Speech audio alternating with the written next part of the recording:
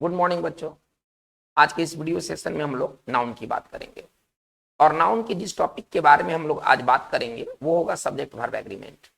देखिए, नाउन एक important chapter है, लेकिन इस चैप्टर में जो सर्वाधिक इंपॉर्टेंट जो टॉपिक है वो है सब्जेक्ट वर्ब एग्रीमेंट।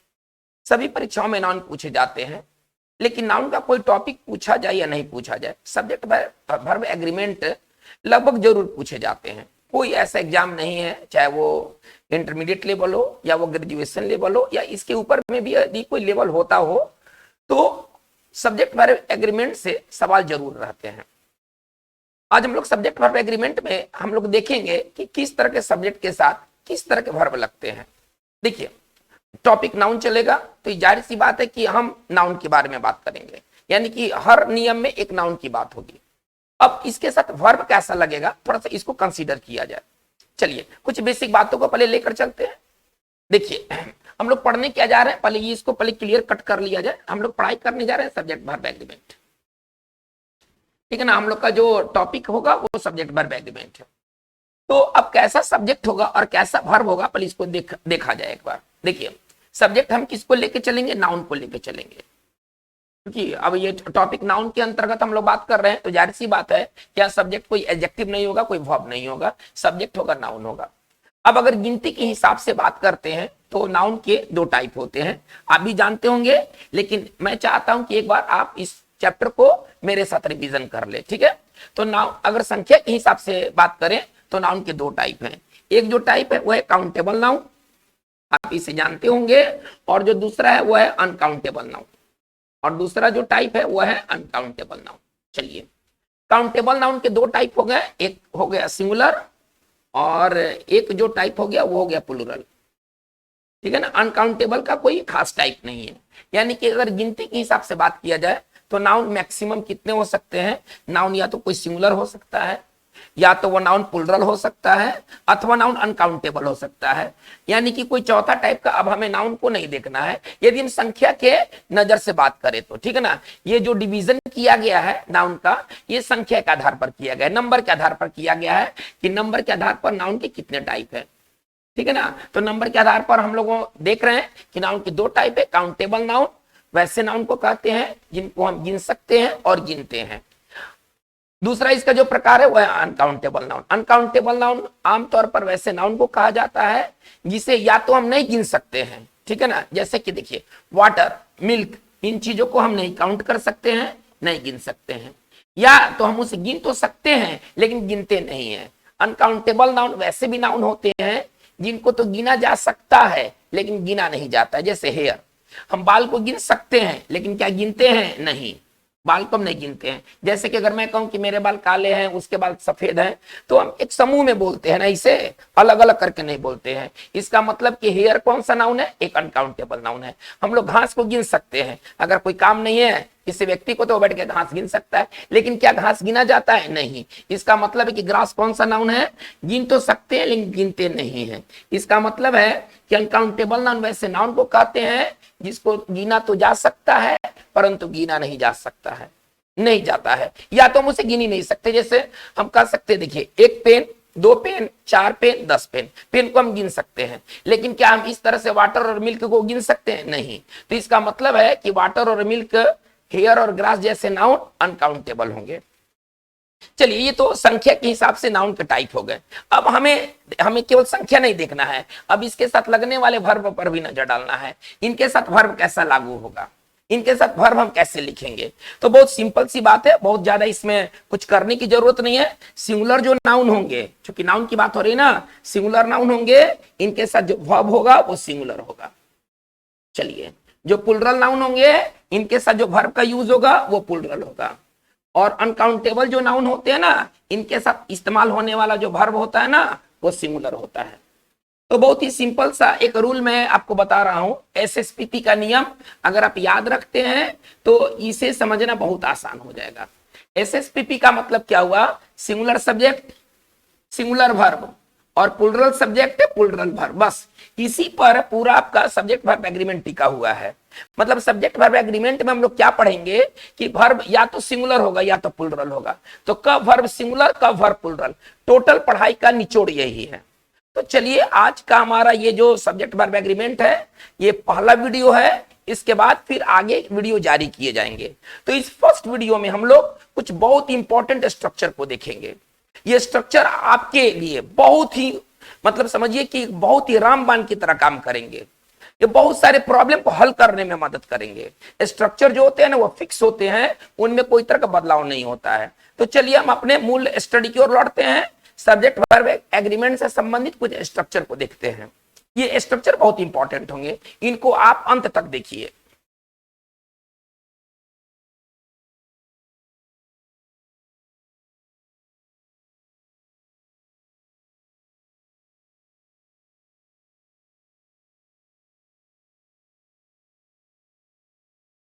देखिए सब्जेक्ट वर्ब एग्रीमेंट का जो सबसे पहला स्ट्रक्चर होगा वो ये है। सबसे पहला जो स्ट्रक्चर होगा कि वन ऑफ, एक स्ट्रक्चर है वन ऑफ। वन ऑफ के बाद आने वाला जो नाउन होगा, आप ऐसा समझिए ये स्ट्रक्चर फिक्स होंगे। स्ट्रक्चर आपके दिमाग से नहीं चलेंगे, ये जैसा है वैसा ही रहेगा। तो एक स्ट्रक्चर बहुत इंपॉर्टेंट स्ट्रक्चर है वन ऑफ। वन ऑफ के बाद नाउन होंगे प्लुरल, लेकिन इसके बाद जो वर्ब आएंगे वो सिंगुलर होंगे। ये बहुत इंपॉर्टेंट स्ट्रक्चर है और इस तरह के स्ट्रक्चर पर आपको बहुत सारे सेंटेंसेस देखने को मिलेंगे। चलिए, तो वन ऑफ के बाद क्या होता है, नाउन प्लुरल होता है, लेकिन वर्ब क्या होता है, सिंगुलर होता है। चलिए इससे कुछ सेंटेंस को देखा जाए, इस स्ट्रक्चर को समझने के लिए कुछ सेंटेंस को देखा जाए।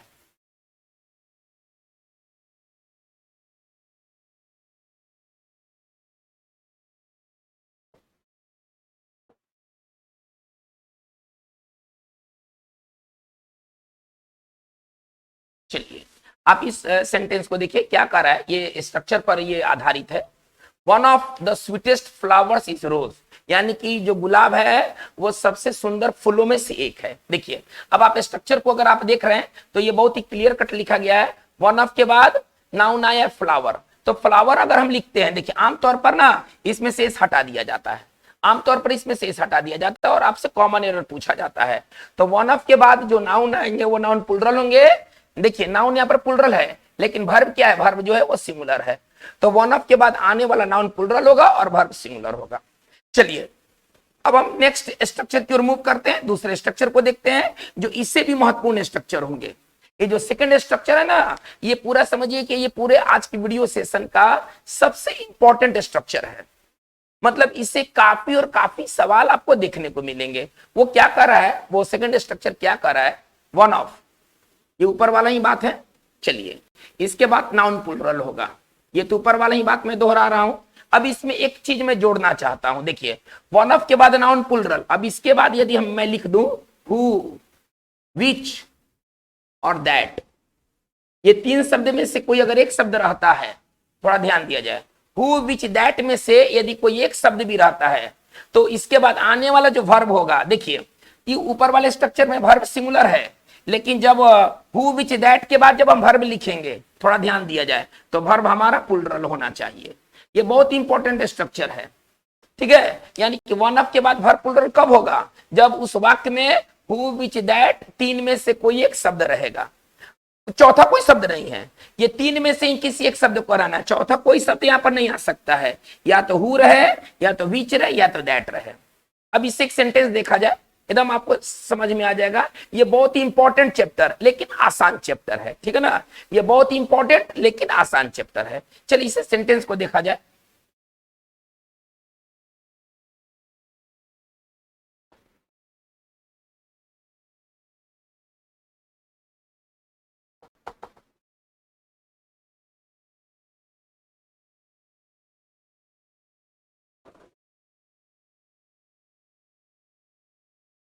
चलिए इसमें हमें फिल इन द ब्लैंक्स में भरना है हैज या हैव, है ना, दो में से हमें एक का चुनाव करना है। कर है क्या, he is one of the players, ठीक है ना, he is one of the players. देखिए वन ऑफ के बाद क्या है, नाउन प्लुरल है, ठीक है। इसके बाद क्या आ गया, हु आ गया। अब नियम के अनुसार क्या होना चाहिए, यदि वन ऑफ के बाद नाउन प्लुरल होता है, उसके बाद हु विच दैट में से कोई एक शब्द आता है, वर्ब कैसा होना चाहिए, वर्ब प्लुरल होना चाहिए। इसका मतलब है कि हमें और हैज और हैव में से एक का चुनाव करना है, वर्ब हैव होना चाहिए, नहीं इसमें हम हैव भरेंगे। तो ये बहुत इंपॉर्टेंट स्ट्रक्चर है बच्चों, ये समझिए कि इससे रिलेटेड काफी सवाल आपको देखने को मिलेंगे प्रीवियस ईयर में भी, यदि कोई नाउन का प्रैक्टिस सेट है उसमें भी इस पर काफी सवाल देखने को मिलेंगे, इससे काफी और काफी सवाल पूछे जाते हैं, अतः आप इस स्ट्रक्चर को कभी इग्नोर ना करें। चलिए अब हम नेक्स्ट स्ट्रक्चर की ओर मूव करते हैं, जो कि बहुत इंपॉर्टेंट स्ट्रक्चर होगा, वो भी स्ट्रक्चर इसी की तरह बहुत इंपॉर्टेंट स्ट्रक्चर होगा। वो स्ट्रक्चर क्या कहता है, थोड़ा उसको देखा जाए। थर्ड स्ट्रक्चर देखिए, एक नाउन यहां है, एक नाउन अभी और आएगा। यदि दो नाउन हो, एक नाउन यहां है, एक नाउन आगे चलकर आएगा, और ये जोड़ा गया हो with, together with, along with, as well as, in addition to, या हम यूं कहें कि किसी भी प्रीपोजिशन से। चलिए एक नाउन अब आपका यहां आ गया, थोड़ा ध्यान दिया जाए। अब इसके बाद जो वर्ब होंगे ना, वो देखिए, अब हमें वर्ब रखना है। दो नाउन है, दो नाउन किससे जोड़ा गया है, विथ से, टुगेदर विथ से, along विथ से, एज वेल एज से, इन एडिशन टू से, या किसी भी प्रीपोजिशन से, ठीक है ना। यहाँ पर कोई भी प्रीपोजिशन आ सकता है। ज्यादातर देखने को आपको ऑफ मिलेगा, ज्यादातर देखने को आपको ऑफ मिलेंगे, हालांकि प्रीपोजिशन और भी हैं, लेकिन आपको मैक्सिमम मामलों में आपको ऑफ देखने को मिलेंगे। इसके बाद नाउन, यानी कि जब दो नाउन, ठीक है, जब ऐसे, हालांकि ये भी प्रीपोजिशन है, पार्ट ऑफ स्पीच में ना, ये भी प्रीपोजिशन है, सब में विथ लगा हुआ है, थोड़ा ध्यान दिया जाए, ये सभी प्रीपोजिशन है, लेकिन मैंने इनको अलग निकाल दिया है। मैं डायरेक्ट ऐसे भी लिख सकता था, noun plus preposition plus noun, लेकिन चूंकि इनकी संख्या आपको बार बार देखने को मिलेगी, अतः मैंने इनको अलग से निकालकर मैंने बताया।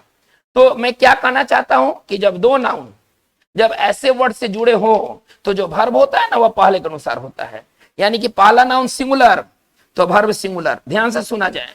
पहला नाउन प्लुरल तो वर्ब प्लुरल, यानी कि इस वर्ब का इस नाउन से कोई लेना देना नहीं है। ओके, ये नाउन सिंगुलर है, ये नाउन प्लुरल है, इससे वर्ब का कोई मतलब नहीं है। ओके, इस वर्ब का जो मतलब है वो पहले नाउन से है। तो ये वर्ब किस नाउन के आधार पर होगा, पहले नाउन के आधार पर। इसको हम ऐसे लिख सकते हैं, एज पर। एज पर का मतलब होता है के अनुसार, as per the first noun. Verb किसके अनुसार होना चाहिए, as per the first noun. तो बच्चों ये बहुत ही जबरदस्त स्ट्रक्चर है, ये इसी की भांति ये भी उतना ही इंपॉर्टेंट है। चलिए इसे कुछ सेंटेंस के द्वारा, कुछ एग्जांपल्स के द्वारा इसे समझा जाए।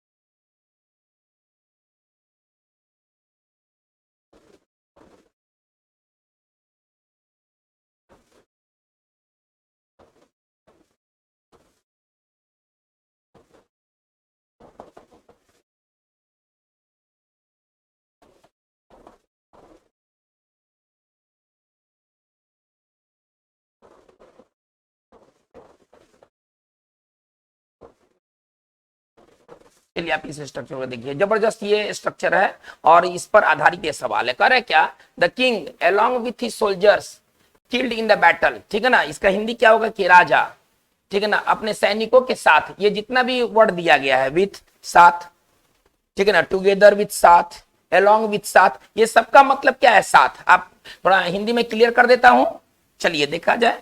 विथ साथ आप समझते हैं, चलिए अलोंग विथ साथ, इसमें भी विथ लगा हुआ है तो ये भी साथ। चलिए टुगेदर विथ में, इसमें भी विथ लगा हुआ है तो इसका भी अर्थ निकलेगा साथ। चलिए एज वेल एज का मतलब ये होता है साथ साथ, इसमें भी अर्थ निकलेगा साथ का। तो ये जितना भी वर्ड दिया हुआ है, जितना भी ये प्रीपोजिशन दिया हुआ है, सबका मतलब है साथ साथ साथ, सब में ना प्लस का सेंस निकलता है। चलिए अब आप इस सेंटेंस को देखिए, कह रहे क्या, the king along with his soldiers, ठीक है ना, किल्ड इन द बैटलफील्ड। इसका मतलब ये हुआ कि राजा अपने सैनिकों के साथ, ठीक है ना, along with का हिंदी क्या निकलेगा, साथ। थोड़ा इसको समझा जाए तो जब दो नाउन, देखिए एक नाउन आपका किंग है, थोड़ा ध्यान से समझा जाए, एक नाउन आपका सोल्जर है, और ये दो नाउन है किससे जोड़े गए, along with से। वर्ब किसके अनुसार होना चाहिए, फर्स्ट के अनुसार। हालांकि सोल्जर्स प्लूरल है, लेकिन वर्ब का इस नाउन से कोई लेना देना नहीं है। हमारा जो वर्ब आएगा यहाँ पर वो फर्स्ट नाउन के अनुसार होगा। द किंग जो है वो सिंगुलर है, और इस कारण से यहाँ पर जो वर्ब होना चाहिए वो सिंगुलर होना चाहिए। तो वाज और वर में हम क्या लिखेंगे, वाज लिखेंगे, नहीं, वाज और वर में हम यहाँ पर वाज लिखेंगे। हम एक दूसरा सेंटेंस और देखते हैं।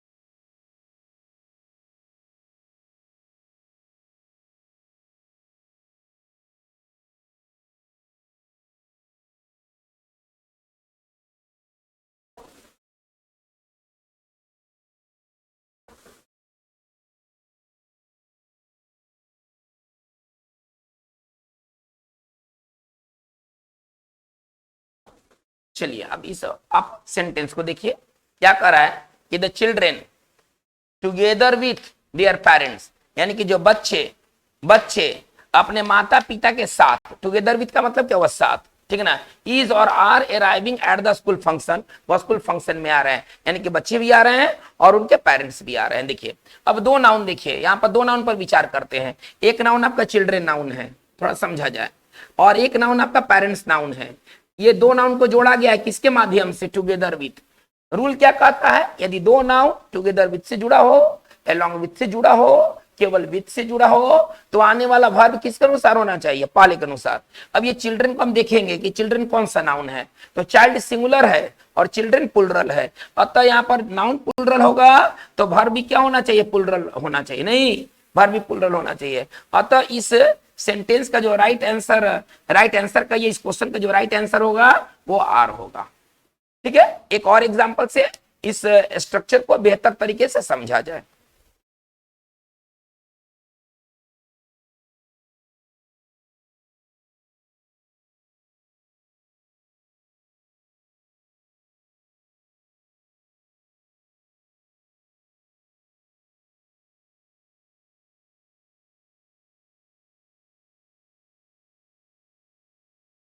चलिए एग्जाम्पल को और देखा जाए इस स्ट्रक्चर को बेहतर तरीके से समझने के लिए।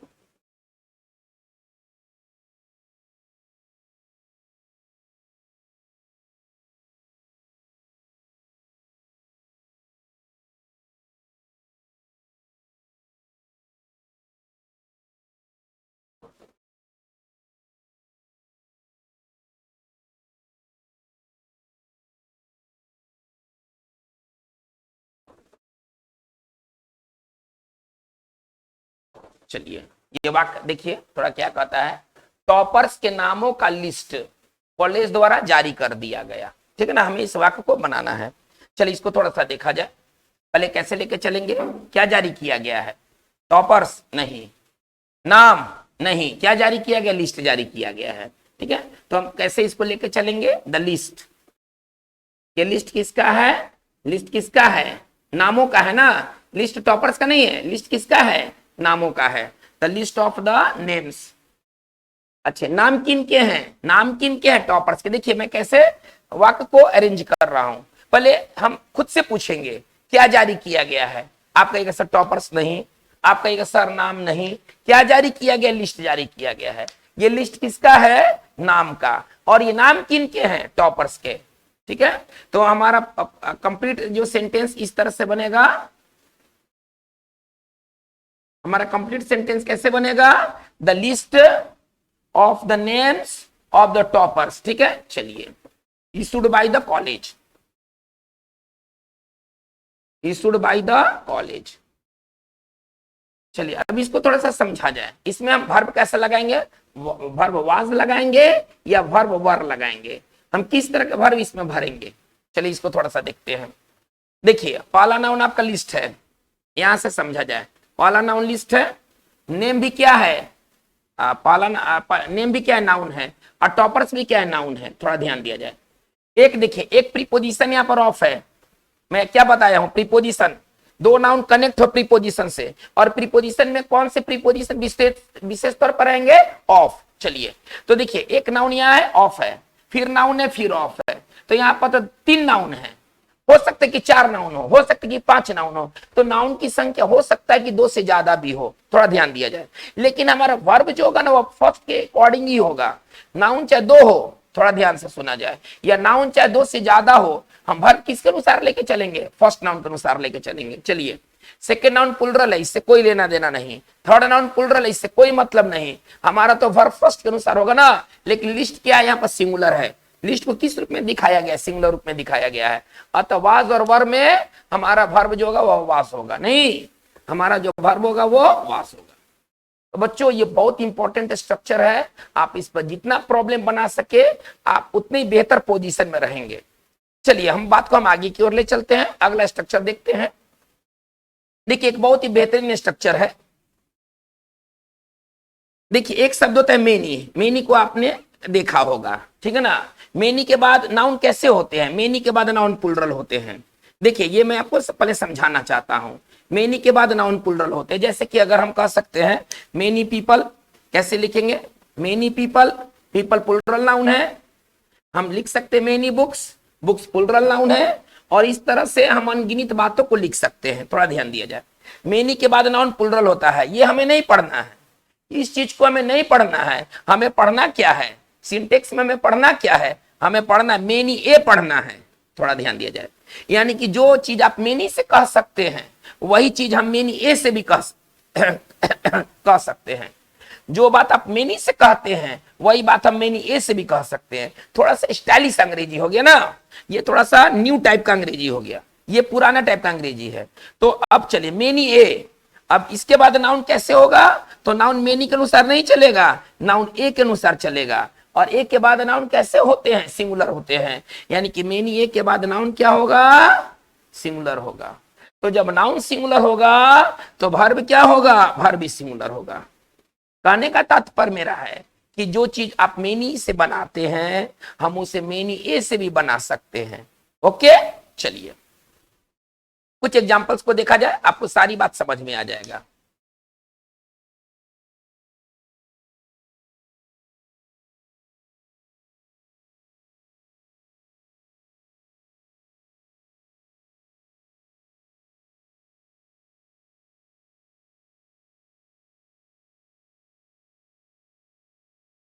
चलिए, ये वाक्य क्या कर रहा है कि बहुत सी सच्चाइयां मजाक में बोल दी जाती है, नहीं, लोग मजाक मजाक में सच बात कह देता है।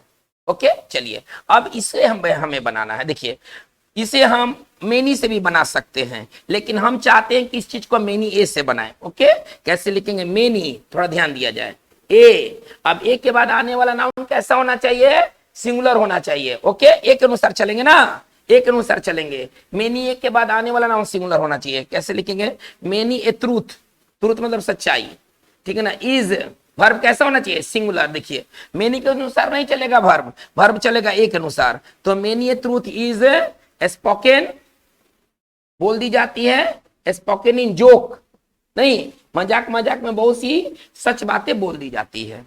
तो ये बहुत इंपॉर्टेंट स्ट्रक्चर है। मेनी एक के बाद आने वाला नाउन जो होगा वो एक के अनुसार चलेगा। वर्ब, अब जब नाउन सिंगुलर होगा तो वर्ब भी क्या होगा, वर्ब भी सिंगुलर होगा। चलिए, हम बात को हम आगे की ओर ले चलते हैं, कुछ और इंपॉर्टेंट स्ट्रक्चर है उसको थोड़ा सा देखा जाए।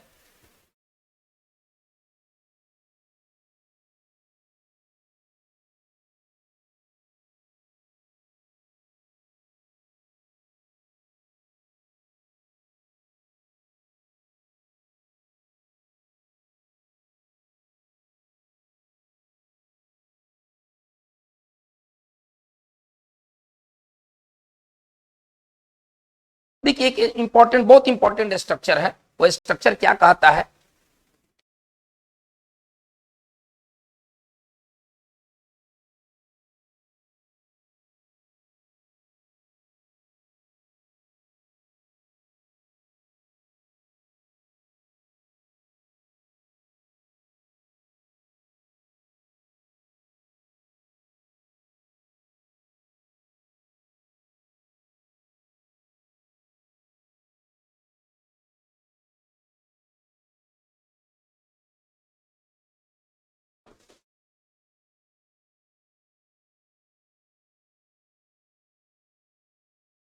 ये बहुत इंपॉर्टेंट स्ट्रक्चर है बच्चों, ये समझिए कि ये सब सब्जेक्ट वर्ब एग्रीमेंट का ये सब बैकबोन है, आप ऐसा समझिए। मतलब आप अगर सब्जेक्ट वर्ब एग्रीमेंट पढ़ते हैं तो आपको इन सारे स्ट्रक्चर से होकर गुजरना ही गुजरना है, इसके बगैर कोई भी राहत नहीं है। चलिए देखिए करें क्या, स्ट्रक्चर को किस तरह से पढ़ेंगे, most of noun plural verb plural हम ऐसे पढ़ेंगे। A number of noun plural verb plural, ठीक है। द मेजोरिटी ऑफ के बाद noun plural verb plural, a couple है ना, ऑफ के बाद नाउन प्लूरल वर्ब प्लूरल। यानी कि हम बताना चाहते हैं, संक्षेप में कहें तो इनके बाद ऑफ आएगा, आप ऐसे पढ़िए। ऑफ के बाद नाउन आमतौर पर प्लूरल होते हैं, इस चीज को रटने की जरूरत नहीं है। देखिए एक मैं आपको बात बता देता हूं कि किसी भी ऑफ के बाद यदि नाउन अगर आता है तो आमतौर पर वो नाउन प्लूरल ही होता है। तो आपको ये दिमाग में नहीं रखना है, दिमाग में वर्ब को रखना है। कभी कभी वर्ब सिंगुलर होते हैं, कभी कभी वर्ब प्लूरल होते हैं, लेकिन इतने के साथ जो वर्ब आएंगे वो वर्ब प्लूरल होंगे, हमें ये समझना है, ठीक है ना। मतलब इन सारे के बाद जो नाउन तो प्लूरल होंगे ही, ऑफ के बाद आमतौर पर नाउन प्लूरल होते हैं, लेकिन इनके साथ जो वर्ब होना चाहिए ना वो वर्ब प्लूरल होना चाहिए, सिंगुलर नहीं। चलिए कुछ एग्जांपल से इन स्ट्रक्चर को समझा जाए। देखिए मोस्ट का हिंदी क्या होता है, ज्यादातर। मोस्ट का हिंदी होता है ज्यादातर।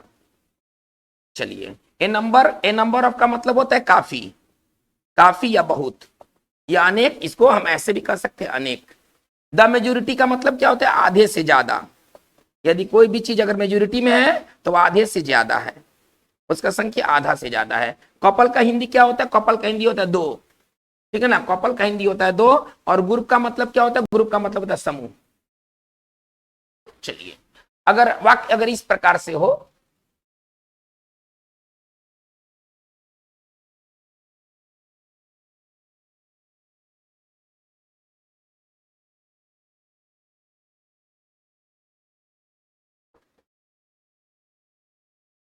चलिए अब वाक्य को आप ऐसे देखिए, क्या कर रहे हैं कि दो लड़के कमरे में खेल रहे हैं। दो के लिए हम टू नहीं लिखना चाहते, हम लिखना चाहते हैं कपल। कपल का मतलब क्या होता है, दो। चलिए हम इसको अगर बनाना चाहते तो हम कैसे लिखेंगे, ए कपल ऑफ। देखिए कैसे मैं लिखना चाहता हूं, अगर मुझे लिखना है तो कैसे लिखूंगा, a couple of. A couple of के बाद नाउन क्या होना चाहिए, प्लूरल। चलिए ए कपल ऑफ बॉयज, ठीक है ना, आर। वर्ब क्या होगा, देखिए कपल के बाद क्या हम लोग पढ़ाई कर रहे हैं, एक कपल ऑफ के बाद यहां से आप देख सकते हैं एक कपल ऑफ के बाद नाउन प्लूरल, नाउन प्लूरल हो गया। वर्ब क्या होना चाहिए, प्लूरल। ये हमारा आर सही है, अगर इज लिख देते हैं तो ये बहुत पूरी तरह से गलत। एक कपल ऑफ के बाद नाउन प्लूरल वर्ब प्लूरल, ठीक है। कैसे लिखेंगे, couple of boys are playing in the room.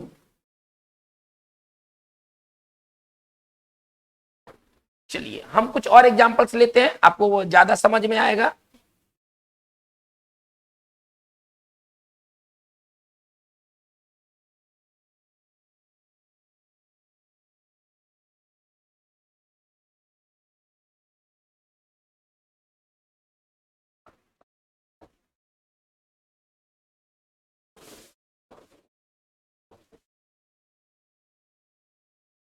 चलिए यहीं तक हम रहने देते हैं। चलिए क्या कर रहा है, डॉक्टर का एक समूह, ठीक है ना, बाढ़ प्रभावित क्षेत्र में भेजा गया, हमें इसे बनाना है। समूह के लिए हम क्या वर्ड उठाना चाहते हैं, आपका यहाँ स्ट्रक्चर में दिया हुआ है। समूह के लिए क्या उठाना चाहते हैं, ग्रुप ऑफ। नहीं, हम कैसे लिखेंगे इसको, अगर हमें बनाना है तो हम लिखेंगे group of, A group of doctors.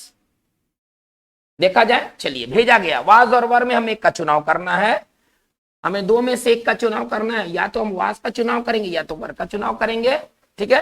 कैसे मैं लिखना चाहता हूं, एक group of doctors was our sent to, भेजा गया है फ्लड अफेक्टेड एरिया।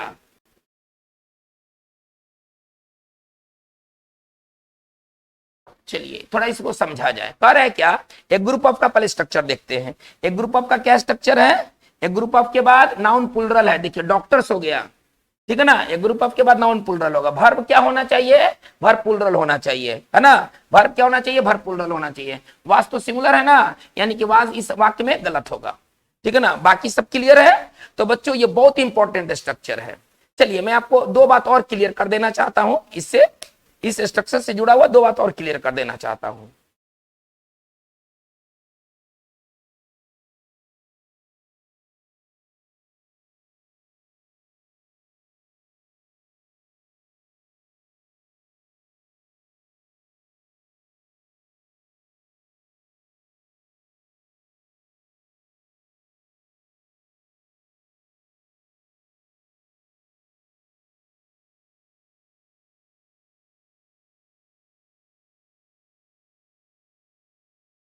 देखा जाए, देखिए इसमें अभी मैंने बात किया था a number of, a number of के बाद क्या रूल था, ए नंबर ऑफ के बाद नाउन प्लूरल था, वर्ब जो था वो वर्ब प्लूरल था, ठीक है। चलिए देखिए एक चीज होता है, अभी मैंने बात किया ए नंबर ऑफ, एक बार फिर से इसको दोहरा रहा हूं, a number of, a number of का क्या रूल था, ए नंबर ऑफ के बाद noun plural verb plural, okay. चलिए द नंबर ऑफ का क्या, एक द नंबर ऑफ भी होता है, थोड़ा ध्यान दिया जाए, एक द नंबर ऑफ भी होता है। द नंबर ऑफ के बाद का रूल में थोड़ा सा अंतर आएगा। देखिए ए नंबर ऑफ के बाद वर्ब प्लूरल था, लेकिन द नंबर ऑफ के बाद जो वर्ब होगा ना वो सिंगुलर होगा, ये थोड़ा ध्यान दिया जाए।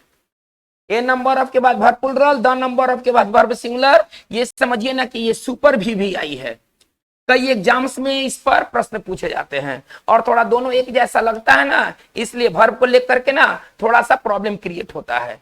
क्योंकि अब हम पढ़ कर गए ए नंबर ऑफ, सवाल में आ गया द नंबर ऑफ, थोड़ा सा ना उसमें कंफ्यूजन पैदा हो जाता है कि हम लोग पढ़े क्या थे। हम लोग पढ़े थे, हमें ये पढ़ना होगा ए नंबर ऑफ के बाद verb plural, the number of के बाद वर्ब सिंगुलर, ठीक है ना। इनकी हिंदी में भी अंतर है। देखिए अगर आपको ए नंबर ऑफ कहना है तो ए नंबर ऑफ से क्या चीज का बोध होता है, कई, अनेक, बहुत, थोड़ा ध्यान दिया जाए। ए नंबर ऑफ से मतलब होता है कि संख्या थोड़ा नहीं है, तो कई है, अनेक है, बहुत है। और द नंबर ऑफ से केवल संख्या का बोध होता है। देखिए इससे कई या अनेक का बोध नहीं होता है, ये केवल संख्या का बोध कराता है। जो द नंबर ऑफ होता है ना, इससे केवल संख्या का बोध होता है, जबकि ए नंबर ऑफ से कई, अनेक या बहुत जैसे चीजों का बोध होता है। आइए अब तो मैं पहले बता चुका हूं कि ऑफ के बाद आने वाले नाउन क्या होना चाहिए, नाउन प्लूरल होना चाहिए। तो अब हमारा ये कंप्लीट स्ट्रक्चर हो गया। तो हमें याद रखना है कि a number of verb plural, the number of verb singular. आइए थोड़ा एग्जांपल से क्लियर कर लिया जाए।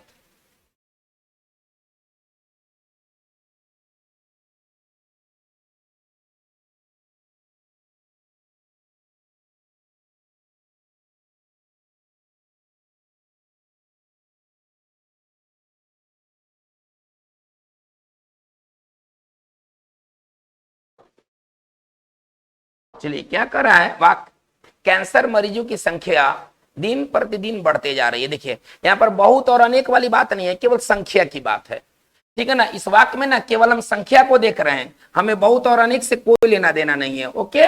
अगर हमें इसे बनाना है, हम कैसे बनाएंगे, द नंबर ऑफ, पहले संख्या के लिए उठाएंगे, संख्या का अंग्रेजी क्या लेके चल रहे हैं, द नंबर ऑफ। चलिए अब इसके बाद द नंबर ऑफ के बाद नाउन कैसा होना चाहिए, नाउन प्लूरल होना चाहिए। क्या लिखना पसंद करेंगे, the number of cancer patients, noun कैसा होना चाहिए, नाउन प्लूरल होना चाहिए, नहीं the number of cancer patients. Verb कैसा, वर्ब सिंगुलर, आर का अगर प्रयोग करेंगे तो वह गलत हो जाएगा, नहीं, क्योंकि द नंबर ऑफ के बाद वर्ब कैसा होना चाहिए, सिंगुलर होना चाहिए। तो the number of cancer patients is increasing day by day, दिन प्रतिदिन के लिए अंग्रेजी रहा डे बाय डे। तो बच्चों ये बहुत इंपॉर्टेंट स्ट्रक्चर है, इनको जरूर कई बार पढ़िए, एक बार नहीं, दो बार नहीं, आपको इनसे मल्टीपल बार गुजरना होगा अगर इन पर कमांड करना है तो। चलिए हम आगे कुछ और स्ट्रक्चर्स देखते हैं।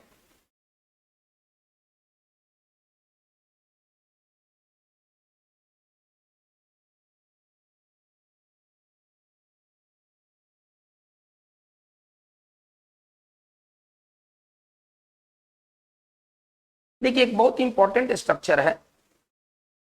स्ट्रक्चर क्या कहते हैं कि परसेंट, परसेंट आप समझते हैं, 20%, 30%, 40%, या फ्रैक्शन, फ्रैक्शन का मतलब आप समझिए अंश बटा हर।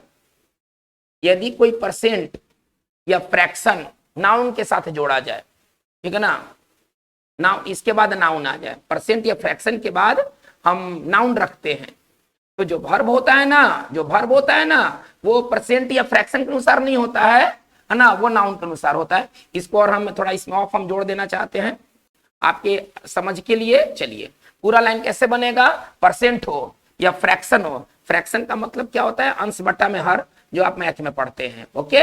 तो परसेंट हो या फ्रैक्शन हो, इसके बाद ऑफ हो, इसके बाद नाउन हो। वर्ब किसके अनुसार होना चाहिए, वर्ब नाउन के अनुसार होना चाहिए। परसेंट या फ्रैक्शन से वर्ब का कोई भी लेना देना नहीं है। तो वर्ब जो होगा एज पर मतलब के अनुसार, एज पर नाउन। बच्चों इससे रिलेटेड काफी प्रश्न आपको देखने को मिलेंगे। चलिए सेंटेंस बनाते हैं।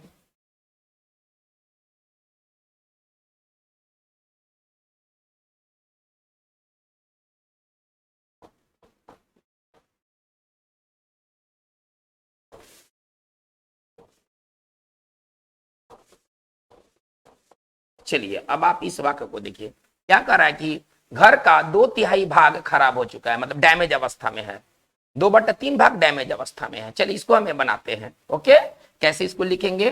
2/3, पहले 2/3 को तो उठा ले, 2/3, ठीक है ना, of the house, of the house. देखिए अब तो दो नाउन है, ऑफ से जोड़े गए हैं, ये वाला नियम इस पर लागू नहीं होगा। जो दो नाउन अभी मैं बोला था कि ऑफ से जोड़े जाए तो वर्ब पाले के अनुसार, वो नियम यहाँ पर लागू नहीं होगा। ये परसेंटेज फ्रैक्शन का एक अलग से नियम है कि यदि कोई परसेंटेज, कोई फ्रैक्शन किसी तरह के नाउन से जोड़ा जाए तो जो वर्ब होता है ना, वो परसेंटेज और फ्रैक्शन के अनुसार नहीं होकर के वो नाउन के अनुसार होता है। ओके, तो कैसे लिखेंगे? 2/3 ऑफ द हाउस। चलिए अब हमें दो में से एक का चुनाव करना है, is are damaged, is are damaged. चलिए ठीक है, हम वर्ब किसके अनुसार लेके चलेंगे? वर्ब पाले के अनुसार लेके चलेंगे, सॉरी नाउन के अनुसार लेके चलेंगे। नाउन क्या है? हाउस। कौन सा नाउन है? हाउस सिंगुलर नाउन है। वर्ब कैसा होना चाहिए? वर्ब सिंगुलर होना चाहिए। हमारा यहां पर जो वर्ब होगा वो इज होगा। एक दूसरा एग्जांपल देखते हैं।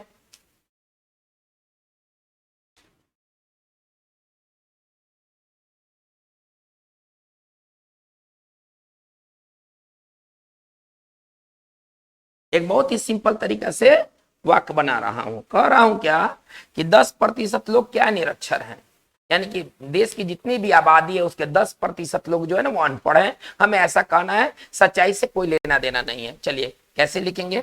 10%, 10% ऑफ पीपल, ठीक है ना। चलिए इलिटरेट, अनपढ़ के लिए वर्ड हो जाएगा इलिटरेट। आइए 10% ऑफ पीपल इलिटरेट। अब थोड़ा सा ध्यान से देखिएगा, हम वर्ब किसके अनुसार लेके चलेंगे? परसेंट के अनुसार नहीं, बल्कि नाउन के अनुसार। नाउन प्लुरल है ना, पीपल कौन सा नाउन है? प्लुरल नाउन है। वर्ब कैसा होना चाहिए? प्लुरल होना चाहिए।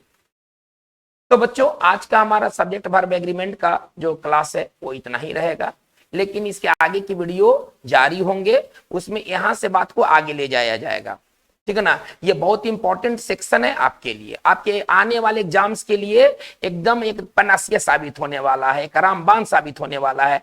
कई तरीकों का जो कॉमन एरर है वो इन सारे स्ट्रक्चर से बनते हैं। ये स्ट्रक्चर फिक्स होते हैं, एक बात समझ लिया जाए। हमारा मन करे कि सर भर प्लुरल कर दे तो एकदम गलत। अगर सिंगुलर अगर स्ट्रक्चर में है तो वो प्लुरल कभी और कभी नहीं होगा। यदि स्ट्रक्चर में प्लुरल है तो वो सिंगुलर कभी और कभी नहीं होगा। स्ट्रक्चर में हम जो चीज देखते हैं उसमें कोई भी तरह का परिवर्तन नहीं होगा। तो आज की बात बस इतना ही। आपको वीडियो कैसा लगा आप अपनी राय कमेंट बॉक्स में जरूर एक्सप्रेस करें। अगर इस चैनल को सब्सक्राइब नहीं किया है तो आप इसे जरूर कर ले, क्योंकि आगे आने वाले दिनों में आपको और ढेर सारे इंटरेस्टिंग वीडियो मिलने वाले हैं। आज की बात बस इतना ही। Thank you very much.